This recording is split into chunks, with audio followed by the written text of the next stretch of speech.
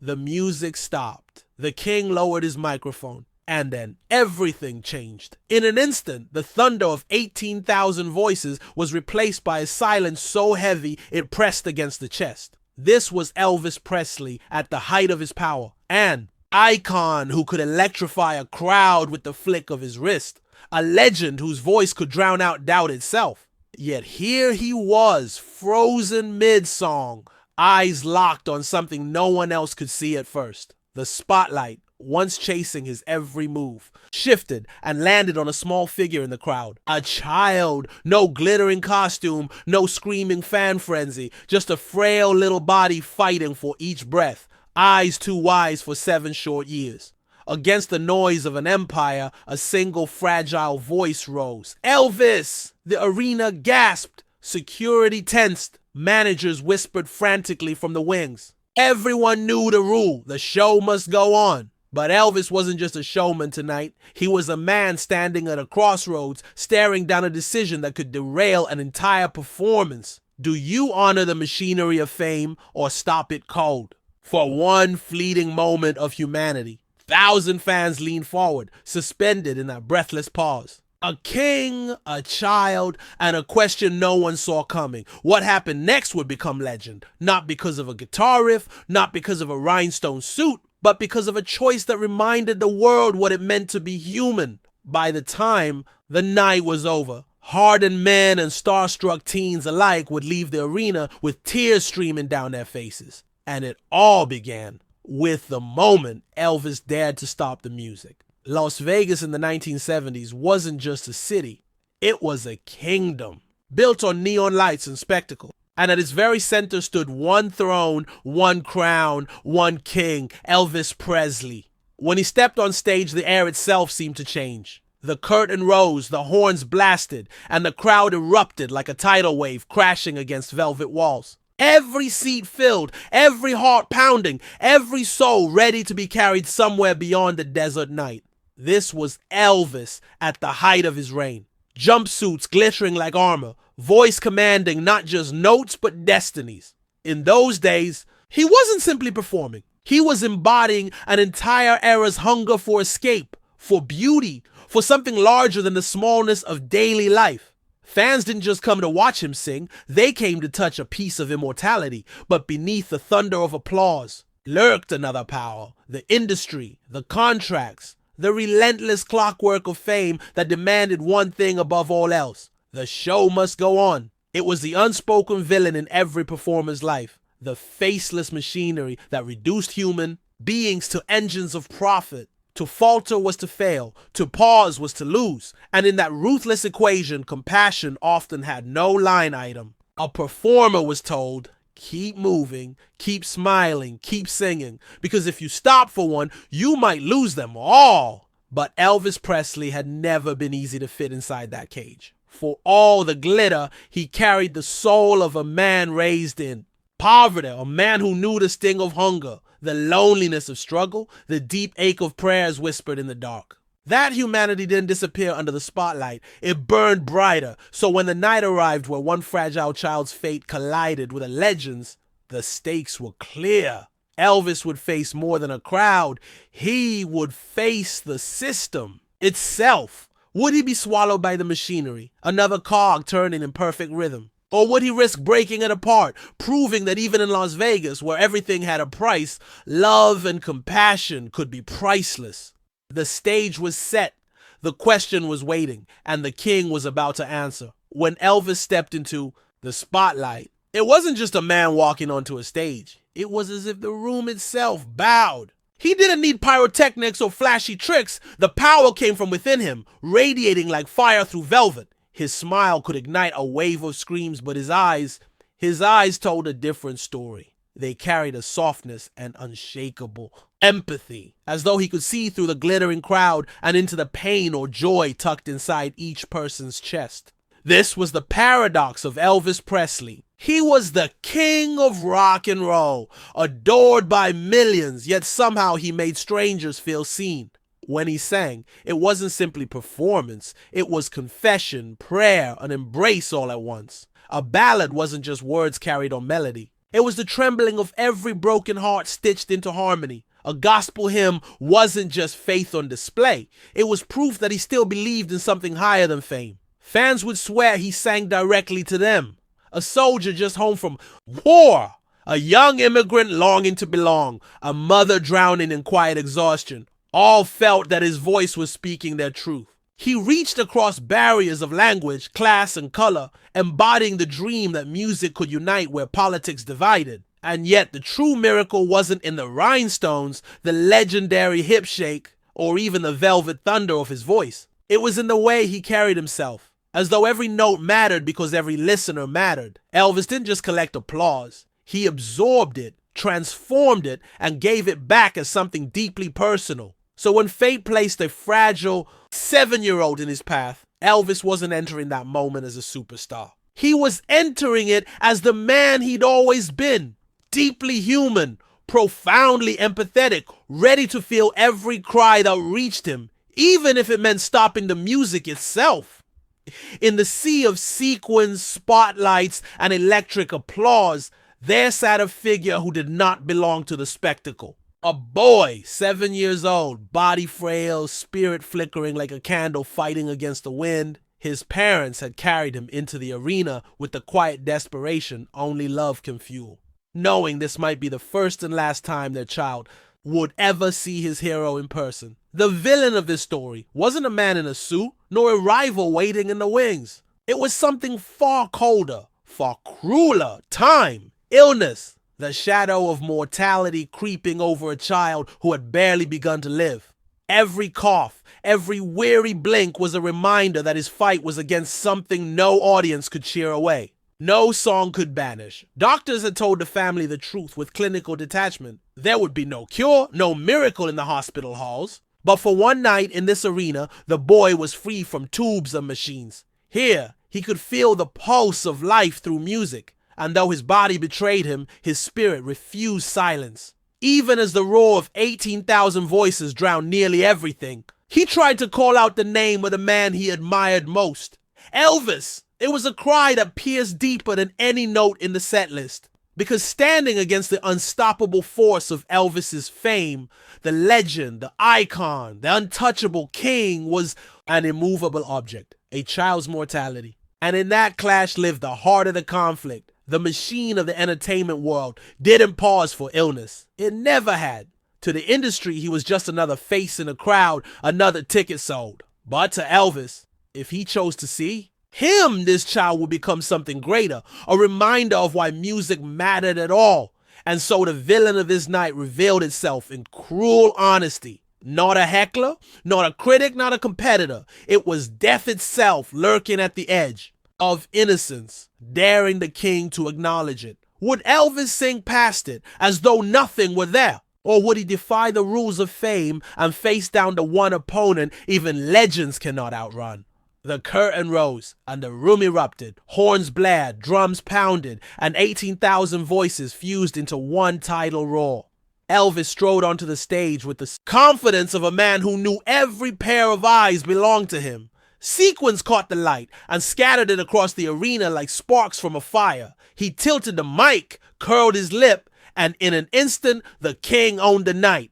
Each song rolled into the next, the energy feeding on itself, louder, wilder, bigger. Fans screamed until their throats burned. Couples clutched hands as if to anchor themselves to the moment. It was spectacle at its purest, Vegas distilled into sound and motion, but then a ripple. Not the kind that comes from choreography or lighting tricks. This ripple was human, subtle at first, like a tremor moving through the crowd. Whispers, shifting glances, the energy bent, fragile in one corner of the arena. Elvis felt it before he saw it. His connection to the audience wasn't surface level. He could sense the pulse of a room the way a sailor feels the pull of a tide. He paused between verses, eyes scanning past the glitter, the screaming, the outstretched hands. The spotlight followed his gaze, sweeping across a sea of faces until it stopped, suddenly sharply on one.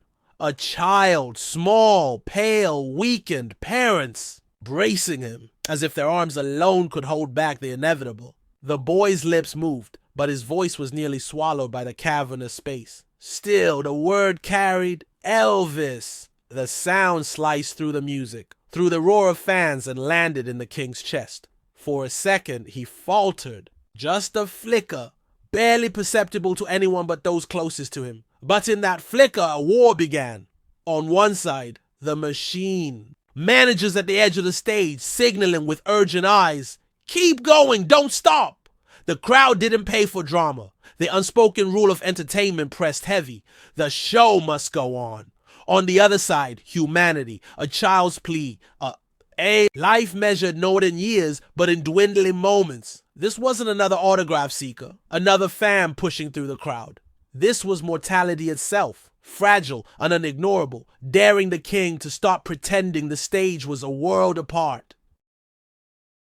The music swelled again, the band waiting for Elvis's cue. The crowd screamed, desperate for the next note. Time stretched thin, the entire arena balanced on a knife's edge. Would he follow the script, bury the cry of a child beneath another? Hit song? Or would he risk the wrath of the machine and the expectations of thousands for a single act of compassion?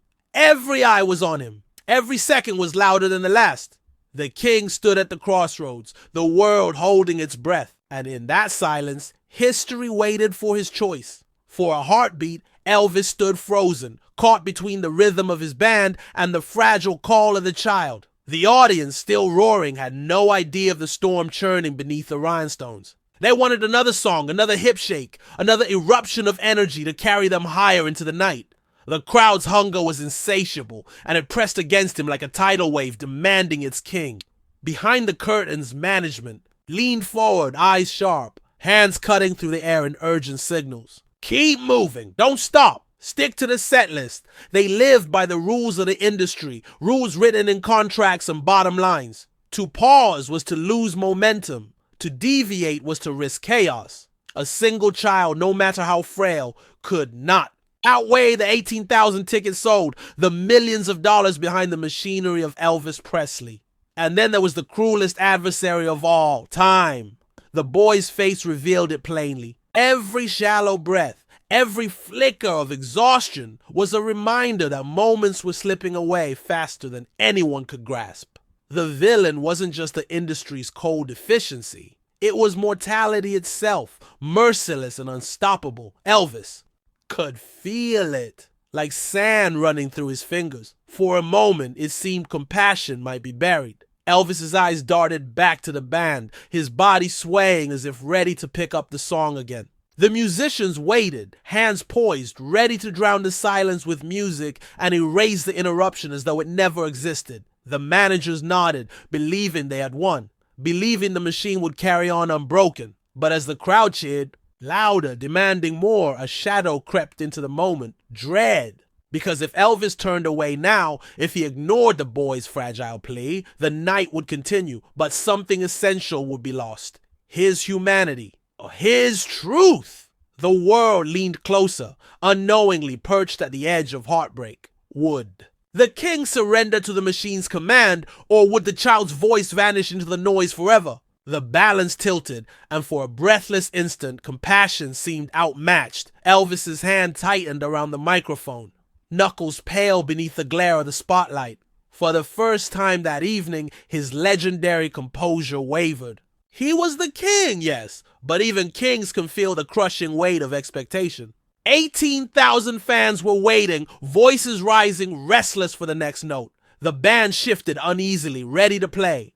The managers in the wings signaled again, harder this time, insistent, sing, move, keep the machine alive. And for a moment, it looked as if Elvis might obey. His lips parted, his chest rose with the breath of a man about to launch into another verse. The crowd leaned forward, eager, unaware of the private war unraveling within him. He could feel the pulse of the industry pounding in his ears, the iron law that had carried him this far. The show must go on.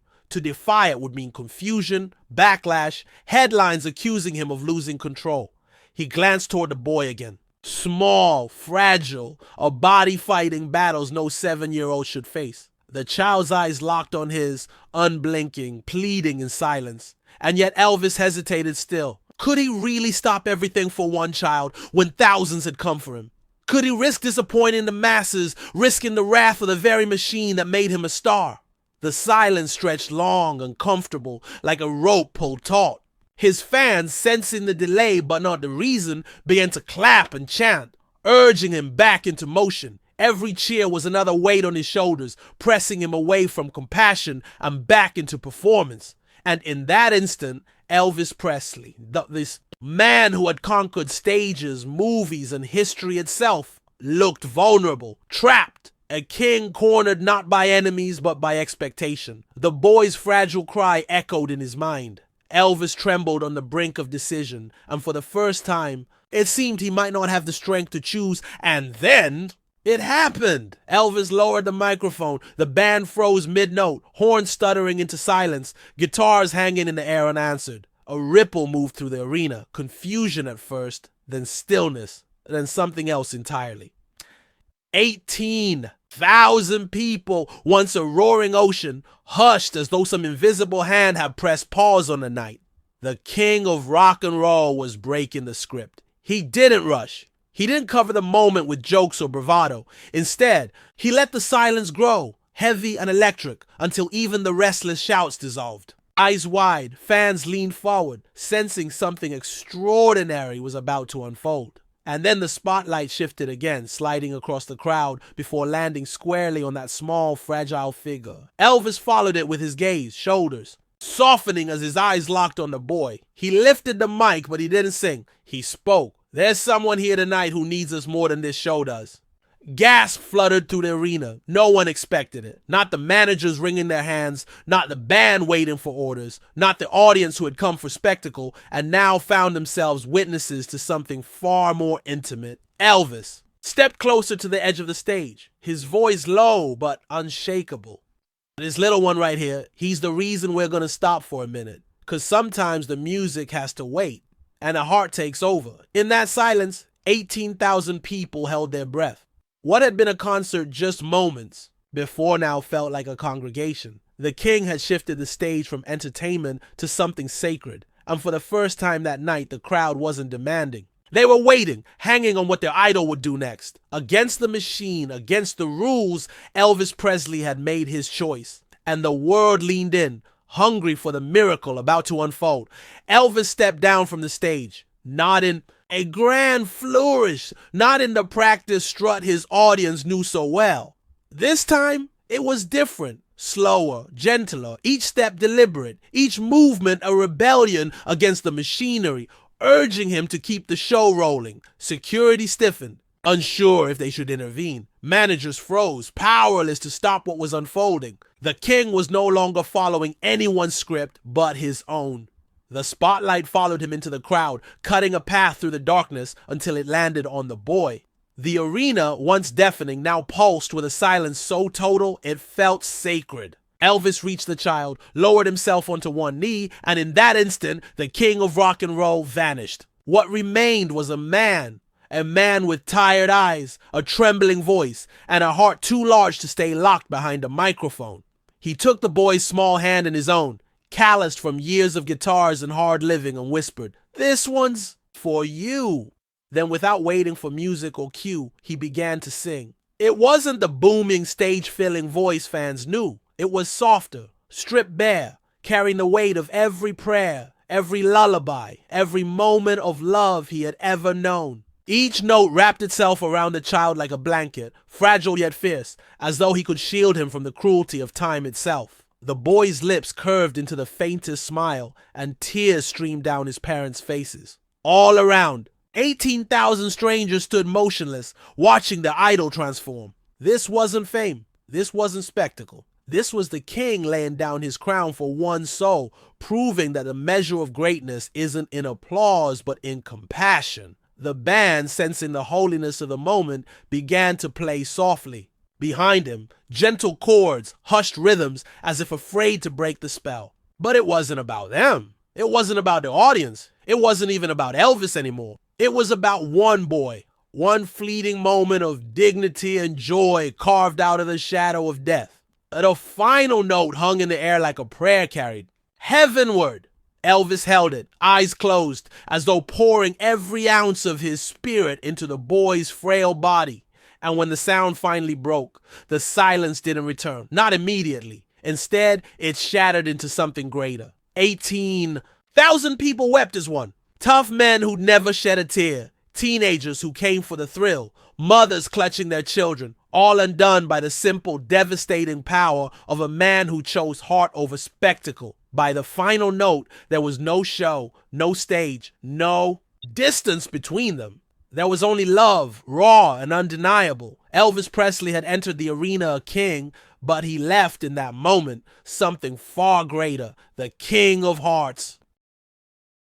When Elvis finally rose from his knees, the arena erupted. Not in the wild frenzy of a typical show, but in something deeper, heavier, almost reverent. The applause sounded less like celebration and more like gratitude, a collective thank you. From 18,000 witnesses who knew they'd just seen something rare. The king returned to the stage, but the performance was no longer the same. Every song carried new weight. Every lyric seemed sharpened with meaning. The crowd wasn't just watching a concert, they were part of a shared memory that would never fade. For the child and his parents, it was a miracle folded inside a single evening. They would later describe how Elvis's voice lifted their son beyond the sickness, if only for those few precious minutes, and gave him something no hospital, no medicine, no machine could provide: joy. It wasn't a cure, but it was a gift, one that stitched itself into their family's story forever.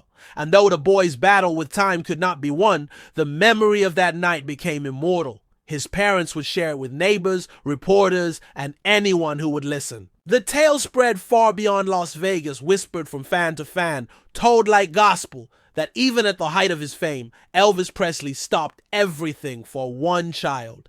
It became more than a story about music. It was a reminder that greatness isn't measured by how high you stand, but how deeply you kneel.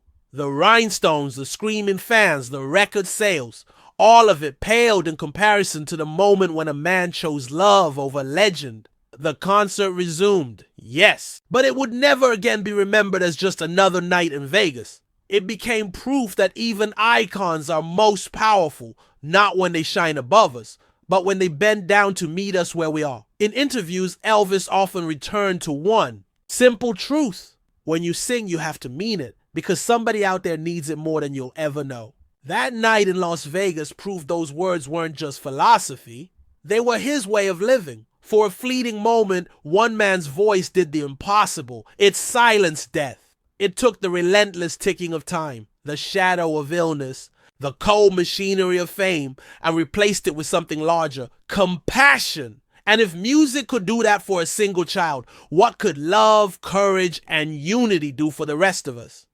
Because the truth is, the villain Elvis faced that night isn't gone. Time still ticks. Injustice still presses against compassion. Systems still tell us to keep going, to ignore suffering, to silence the cries of the vulnerable. Machine wants us to believe that humanity is weakness. But Elvis proved otherwise. He showed that greatness comes when we stop, when we look directly at the pain others try to hide, and when we dare to act, no matter the cost. So I'll ask you this: if one man's song could change the course of a night, imagine what our collective voices could do today. Imagine the barriers we could break, the lives we could touch, the hope we could give if we chose to answer cries instead of drowning them out. This isn't just Elvis's story. It's a call to each of us to listen, to care, to pause the noise of the world and make room for what really matters. Because the show doesn't always have to go on. Sometimes the heart has to take over. If this story moved you, don't just remember it. Carry it forward, share it, speak it, and let's make sure compassion never falls silent.